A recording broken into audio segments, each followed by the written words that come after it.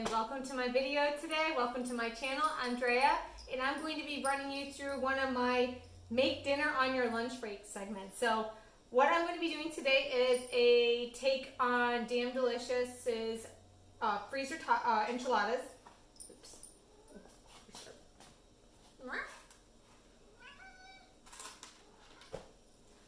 Hi and welcome to my channel, Andrea. I'm going to be walking you through one of my dinner on your lunch break segments here, where I walk you through how to create a dinner on a 30-minute lunch break if you can.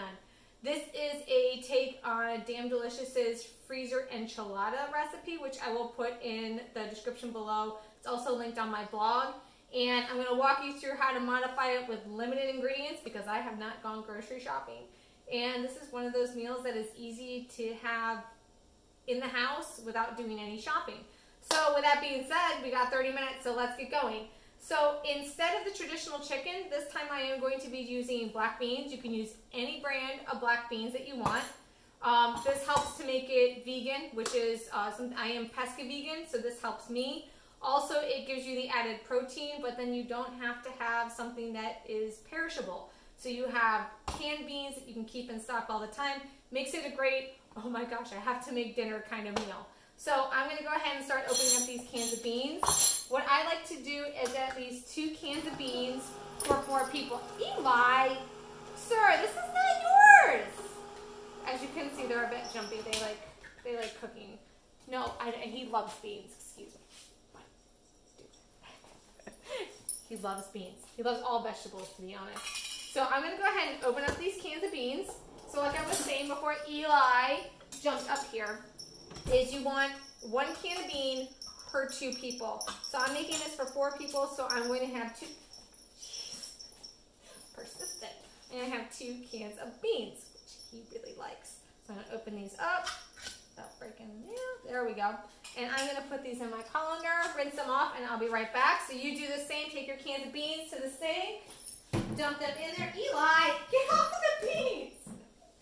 Eli.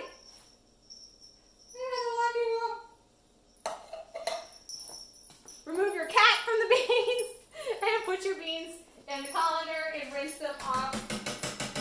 Buddy, dude, seriously, get away from the beans. So they just need to be rinsed good enough that you get all the juice off of them. They don't have to be incredibly dry for this. It is a bit easier if they are more dry, but we gotta make dinner quick. So speaking of that, let's set the oven bake for 375. We're gonna get that set up. I'm gonna let these beans dry a bit while the cats are looking for bean leftovers. What we're gonna do next is we're going to get our dish prepared. So I have a large baking dish. What matters to me is that it has a cover, which I do, and it fits in my heating pad. So this heating pad, we use this everywhere. I'll be using doing a separate blog post on this to talk about how it works, why I love it. So I need something that will fit in the heating pad. So when it's done in the oven, it just goes right on here and stays warm until we are ready to eat it. So I have that here. You also will need some enchilada sauce. This is, no, Kelly. The enchilada sauce that I have chosen is because it does not have black pepper, which I am deathly allergic to. But my family really loves the Frontera red chili enchilada sauce with roasted tomato and garlic. We pick this up at Whole Foods. I try and have at least 2 to 4 of these on hand at all times. On a good week, I've got 8 in my pantry because this is a perfect meal for when you don't know what to cook or you need a quick lunch. So what we're going to do, you can follow along in the recipe. Use as many ingredients as you have available. I'm doing a modified version. So I'm just going to put some of the enchilada sauce on the bottom of the pan. There we go. Get a nice coating on the bottom of it like that. And I'm going to dump the rest of this in my bowl. No, Kelly. Cats love to cook. So I'm just going to take this and I'm going to try and get it to cover the whole thing because this is where the enchiladas are going to be face down. So you have your enchilada sauce, and I think I just got enchilada sauce on my face. You have your enchilada sauce in the bowl, hopefully not on your face. And now we're going to take our black beans as dry as they are and put them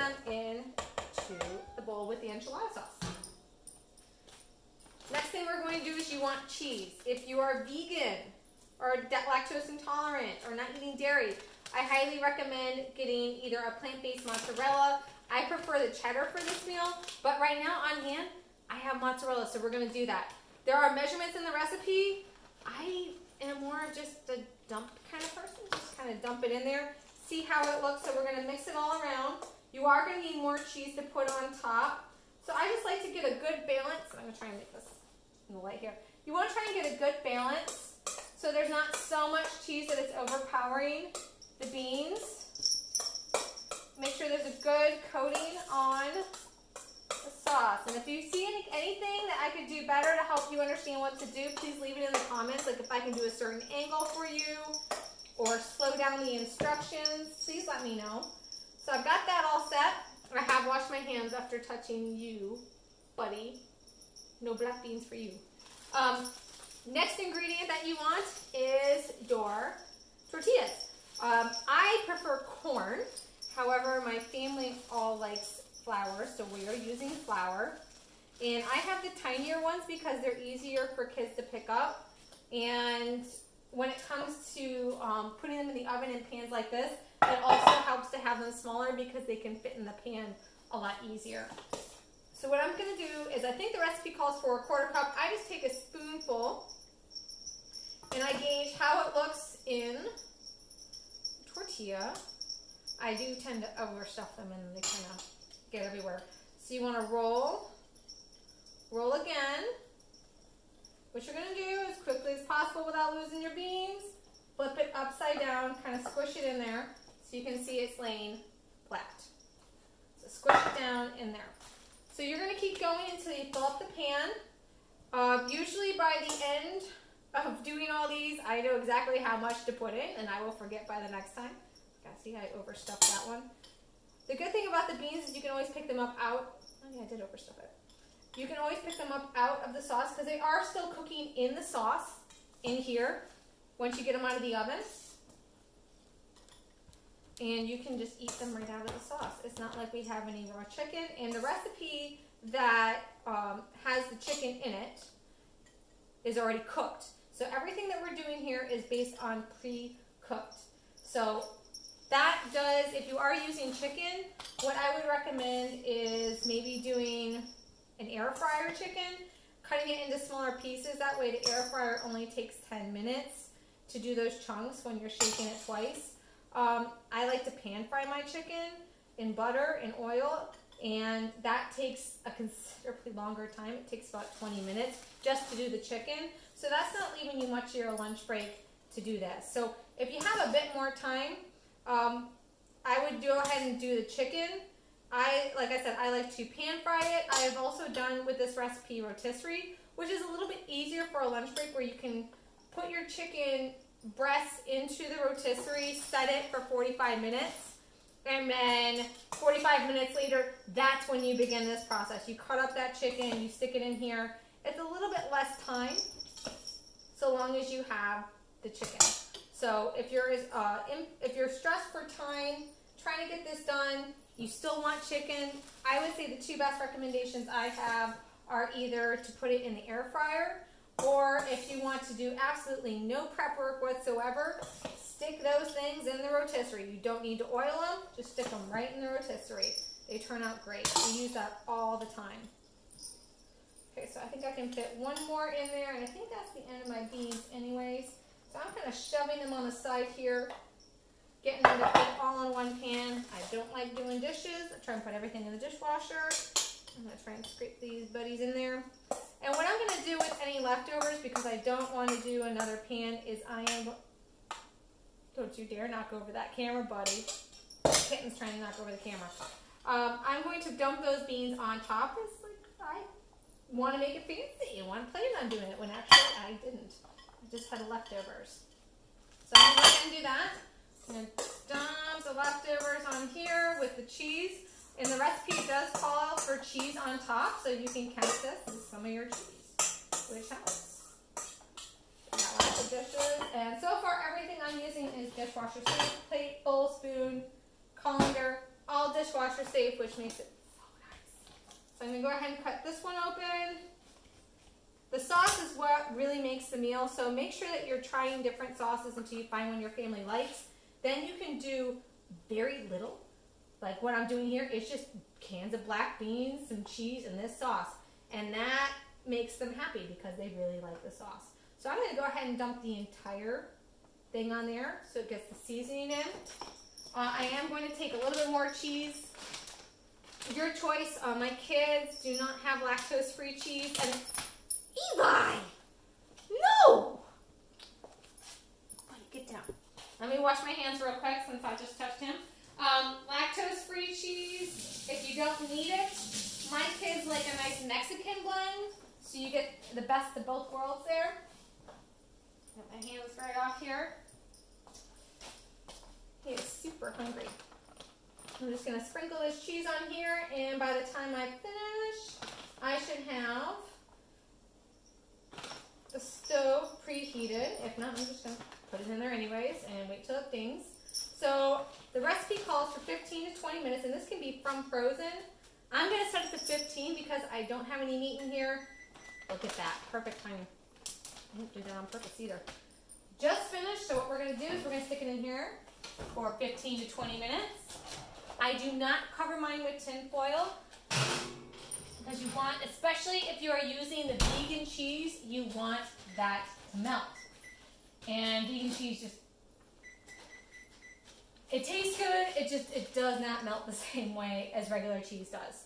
So that's everything that you need. Set your oven to 15 to 20 minutes. When that is done, you will take it out. You will either immediately eat it, or if you are doing this on your lunch break, want it to stay warm, and best in a travel warming pad. We had several different sizes in our family. One word to the wise, like I had mentioned, I selected this specific Tupperware because I have a top for it. Do not put this top on right away because the glass will be so hot it will melt this. So what I do is I will put it on here. I will, oh, you probably can't even see this with all the dishes. Let me clean the dishes here. So what I will do is I will put it in here, put the casserole dish in here, cover it, zip it up, wait about 10-15 minutes, come back, touch it, make sure that it's cool to touch. And once it is cool to touch on the top, meaning not the bottom, I will put this over the top. You can leave this open. As you saw, I have furry felines that feel that, oh, this is my meal too. If you do have that, I would recommend zipping this up. They have not yet gotten through the zipper, and we've had this for several years, so I'm quite happy to say that. So limited ingredients, limited amount of things that you need to do. If you are going for vegan, make sure that you're using your dairy-free cheese. Make sure that you are using a sauce that does not have any dairy products in it. I will put the recommendations that I have for that and what our family favorites are. And like I said earlier, you can use corn, flour, really up to your family. It's the sauce that makes the biggest difference with this meal. Keep testing things until you find something that your family really likes. And then you can add this to chicken, you can add this to like enchiladas, tacos, and always have this in your cupboard, and it helps make a meal without you having to dig out a bunch of spices. So there you have it. There is our meal. I have 13 minutes left for our dinner to be ready. That leaves me plenty of time to wash out my cans, put them in the recycling bin, clean up the dishes that I used to prep this, get the dishwasher started, clean the counters, and I'm still well within my 30-minute time limit. So hopefully this helps you out with planning out your meals, figuring out things you can do when you have nothing planned, because let's face it, we're parents, that's what happens to us. So I hope you have a really good meal and that you enjoy this. Please leave me any comments. I'd love to have some feedback about what I can do with the videos that's better, or questions you might have on dietary restrictions. I have so many I'm more than happy to help out with. So I hope you enjoy your meal, and I'll see you next time. Thanks so much. Take care.